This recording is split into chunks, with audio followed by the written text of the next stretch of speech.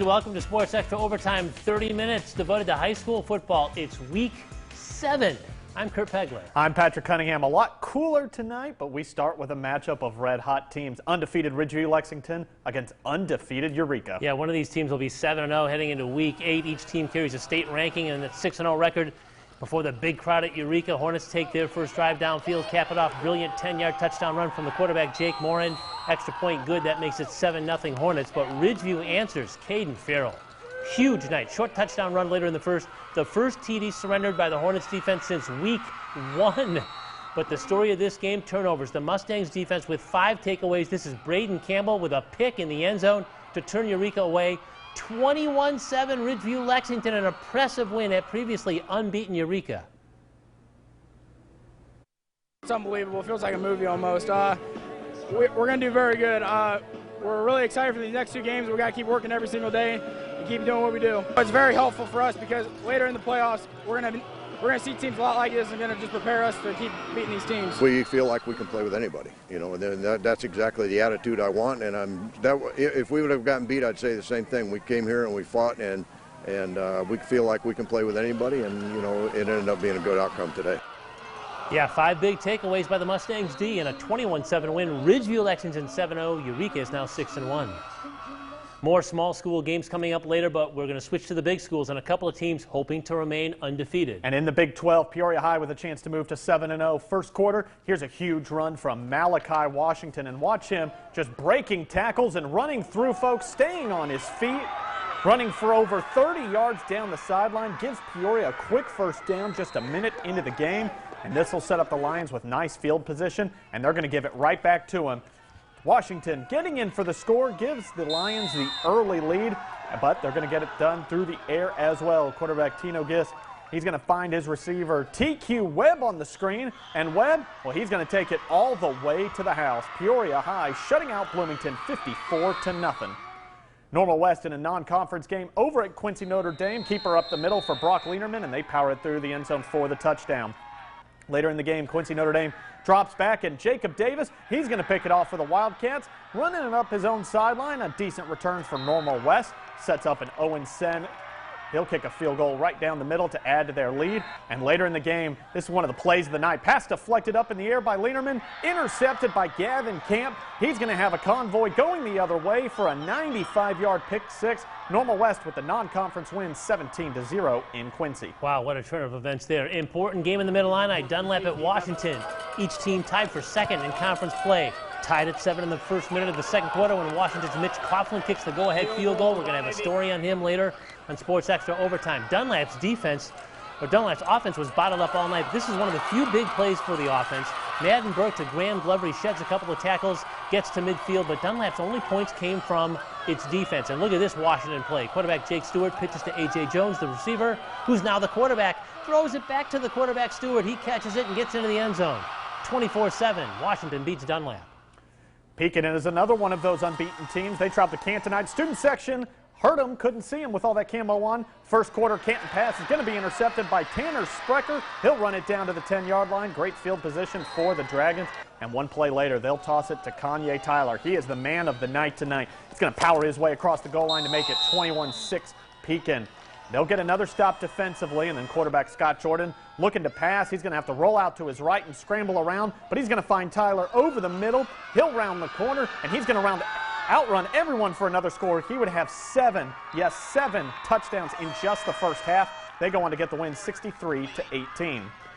Metamora trying to bounce back after last week's loss to Pekin. Late second quarter here, Limestone threatening.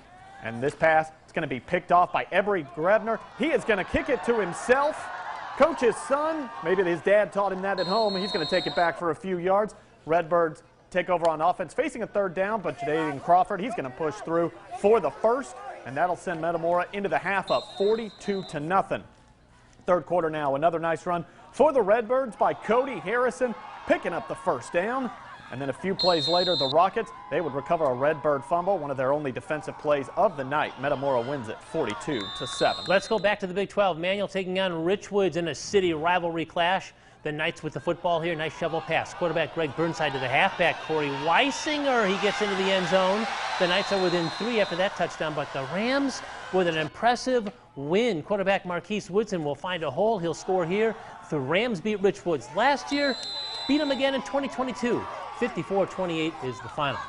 U-High loses at Rochester 56-14. East Peoria had to forfeit its game against Morton due to a lack of healthy bodies available. They've been hit with some injuries lately, so the Potters are now 3-2 in the Mid-Illini and trying to stay in contention for a playoff spot. Now back to some small school games. One of the biggest rivalries in the area is Farmington and Elmwood Brimfield. They each bring 4-2 records into their matchup. They stumbled on the run out, but the defense for the Farmers was solid. Look at this bone-jarring hit. Farmington's Logan Morse laying the wood there. Receiver was okay, walked off under his own power. 4th and goal for Elmwood Brimfield. Toss right to the running back. He'll be swarmed, though, by a herd of Farmers. They get the defensive stop and get the ball back.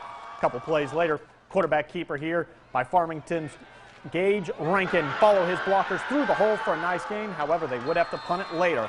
But in the second quarter from the 1-yard line, senior Reese Szymanski, he's going to power it in for the touchdown. That gets him on the board, and they would rack it up after that. They win on homecoming 47-16. Heart of Illinois Conference game, Tri-Valley at GCMS. 4th down, the Falcons deep in Tri-Valley territory, trying to convert, and Braden Elliott's pass is intended for Carson Maxey. It's broken up. So the Vikings have the football back now. It's Blake Reginald breaking off a nice gain here.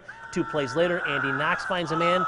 Just over a minute left in the half, and they're moving the ball deep into GCMS territory. A couple of plays later, it's Reginald one more time for the score. How about that score? Tri-Valley 60, GCMS 14. In the Illini Prairie, Central Catholic taking a step closer to the playoffs, playing at IVC.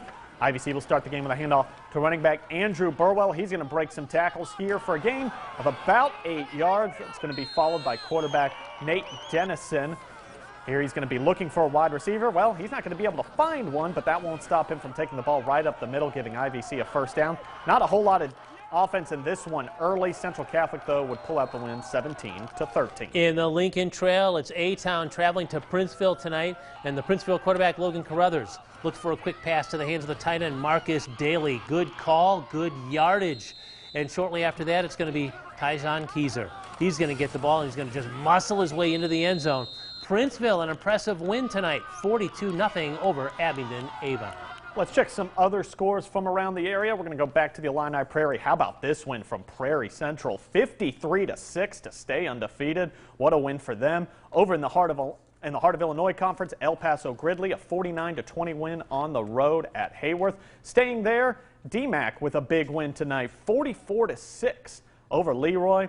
And then Tremont in a non-conference game over Nokomis. They fall in a close one, 28-26. Jumping over to the Lincoln Trail, Stark County on the road at Weathersfield. They fall 34-13. And Knoxville, and another impressive win for them. They shut out Illini West 34-0. Lastly, Macomb, big winners over LVC, led 58-0 at halftime, win the game 58-14. And then Olympia, 24-15 winners over Pleasant Plains in the Sangamo Conference.